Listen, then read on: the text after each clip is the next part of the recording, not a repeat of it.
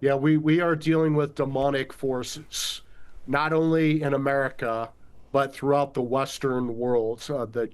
We are seeing America and Europe being overrun, our Judeo-Christian tradition under serious assaults by people who do not share our values. And to me, this is good versus evil. Do we want voices like Charlie Kirk out there speaking the truth, or are we going to let demonic forces silence us, even murder us? This is an awakening today, and I hope people wake up to what we're facing.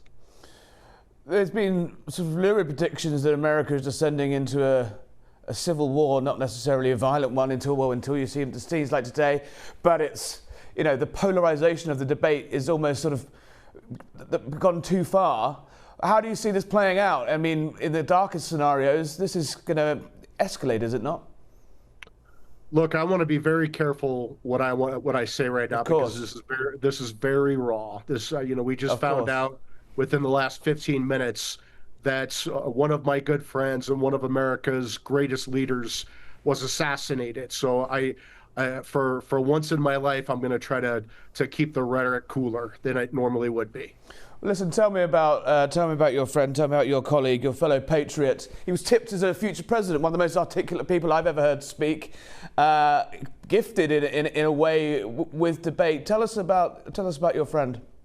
Yeah, Charlie Kirk was by far the most talented and effective young political leader in America. He organized apathetic college students, millions of them, for many, many years, and engaged them and got them to get involved with politics and get involved with organizing. I did this. I'm 47 years old. I did this almost 30 years ago on college campuses. And I'll tell you, it is a very, very difficult job to get college students organized and motivated in politics, let alone conservative politics. And Charlie Kirk was the master at this, because he had such a winning personality. He welcomed all sides to debate. He had firm Christian convictions, but he did not try to shun anyone. He welcomed all sides to the debate. He inspired young people. That is very hard to do. That is a once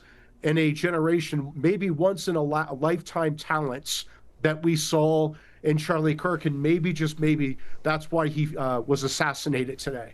Yeah, no, Turning Point is an astonishing organisation, 650,000 conservative members on campuses in a world where being a conservative on a campus is not a good place to be at times. Why do you think he was so successful in recruiting people to his cause, and why are so many young people now turning their backs on liberalism? Yeah, I think that Charlie was very successful because he showed conservative students there was a place for them. Young people, there was a place for them. They weren't the pariahs. They didn't have to worry about getting canceled and bullied by the woke left on college campuses. I saw this on campus when I was at the University of Iowa almost 30 years ago. It's a very liberal school, and I was a loudmouth conservative then, but it takes bold and fearless leaders like Charlie Kirk to show other conservatives that it's okay to step out. It's okay to debate. It's okay to speak up in class. It's okay to debate in a civilized, respectful way with your liberal classmates. And Charlie Kirk was the master at this. He proved it over and over, year after year, campus after campus, through his Turning Point organization, a revolutionary organization for good in this country. And surely all likelihood, and we can only hope, that the assassin's bullet creates thousands more Charlie Kirks like him. What comes next for you? President Trump has obviously commented. Most of the senior figures in the US government seem to have known Charlie. He obviously helped campaign mobilize tens of thousands of activists last year for Trump's victory. How would you like to see his legacy remembered? I want his legacy to be that every young college student, every young person who was engaged in Turning Point redoubles their efforts after Charlie Kirk's assassination. We cannot let him die in vain. People need to carry the torch forward. Charlie Kirk built a huge organization, and the Turning Point is not going away. We're not going to let that happen. So broadly, the level of debate in this country at the moment, look at the horrific murder of Irina Zerozutska, the 23-year-old Ukrainian refugee on a train. It seems that these horrific incidents are all automatically polarized down political lines. How do we get away from that, and how do we step back from that?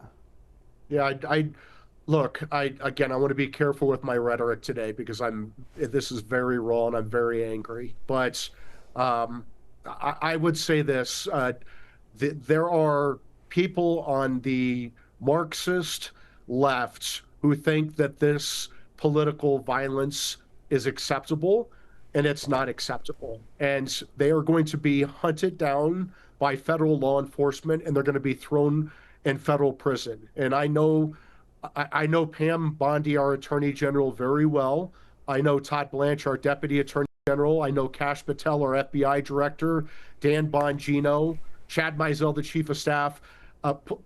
This left-wing political violence is going to end, and it's going to end right now because it is not acceptable. It's not going to be accepted, and anyone who thinks they're going to get away with this are badly mistaken. They are going to go to prison for a very long time. I hope so. It seems that conservative thought leaders are now under siege, though, across the country. It could be literally putting lives on the line for speaking out the truth. I suppose the question, you've been on the front line of this campaign, and I appreciate the rawness, and we can keep the rhetoric down. But how have we got to this stage? Where did we go wrong as the West, as countries, as liberal democracies, that cancel culture starts with people being stopped from giving speeches to people being shot debating literally in the equivalent of a town square?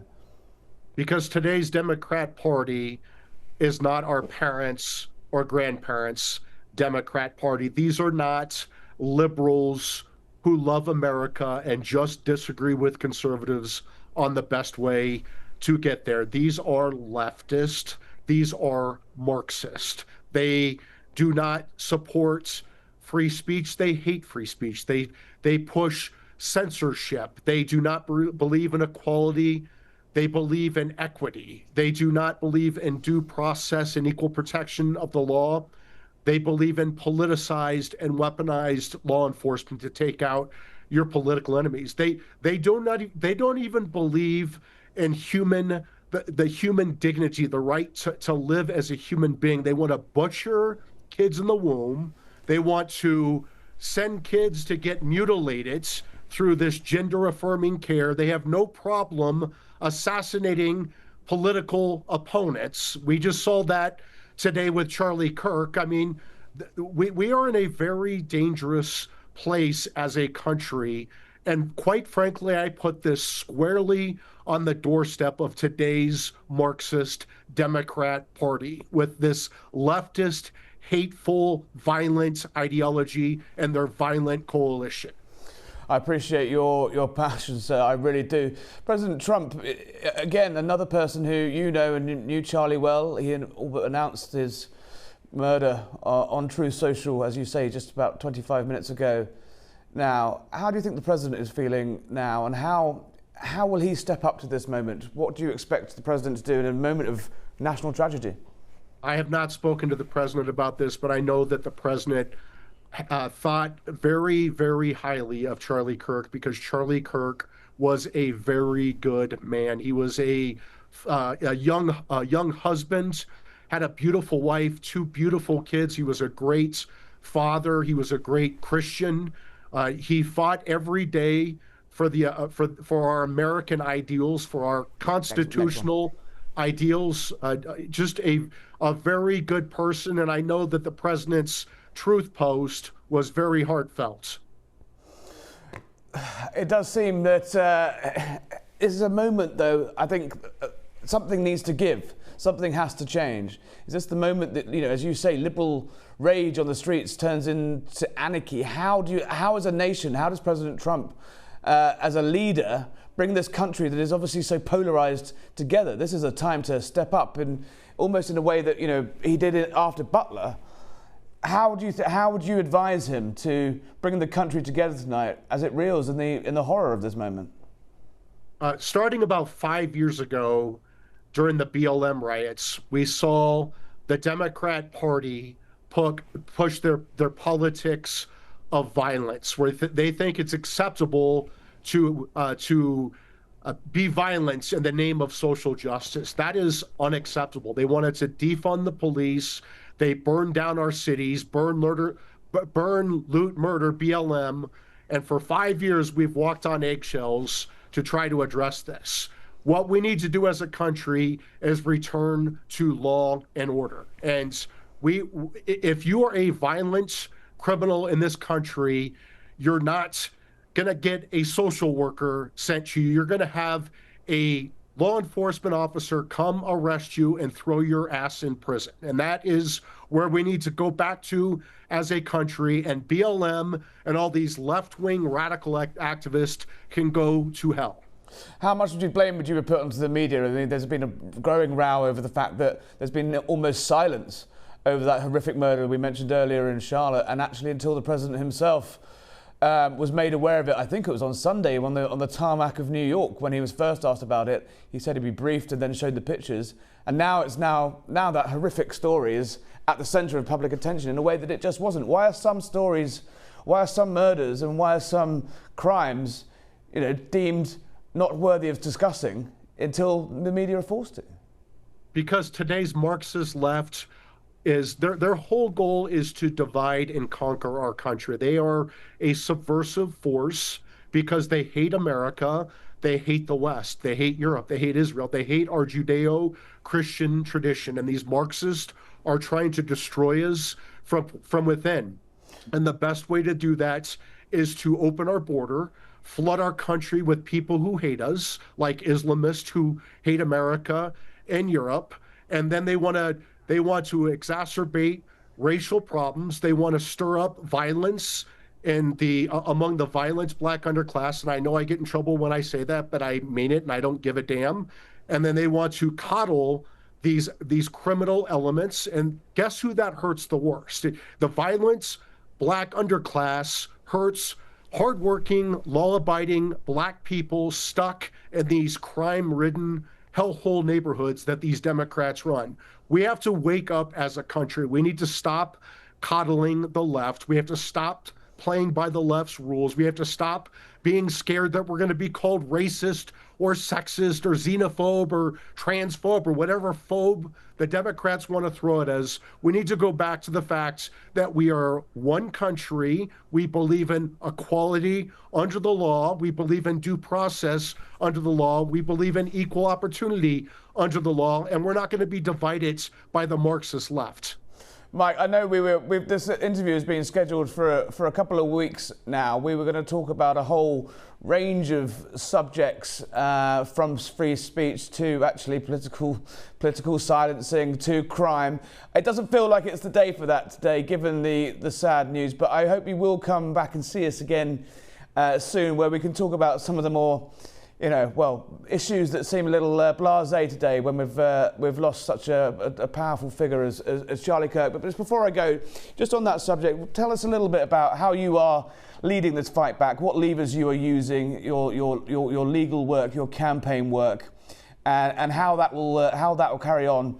But I promise you, we'll have a proper chat again on a better day, I suppose. Yeah, and I'm a little fired up, so I apologize for that. But I would say this, the Article 3 project worked very closely with Charlie Kirk and his team at Turning Point. They are a phenomenal organization at Turning Point.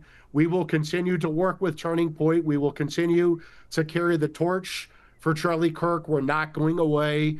I'm doing public speeches every day that I can. I'm going to do one on Saturday.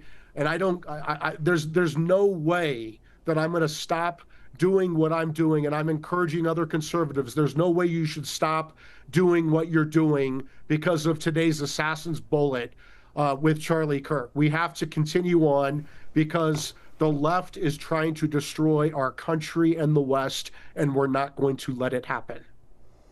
Mike Davis, fitting tribute there to a friend. I'm sorry for your loss, and thank you for taking time out to talk to us on what is a sad and horrible day for you there. Thank you, sir. Thank you very much.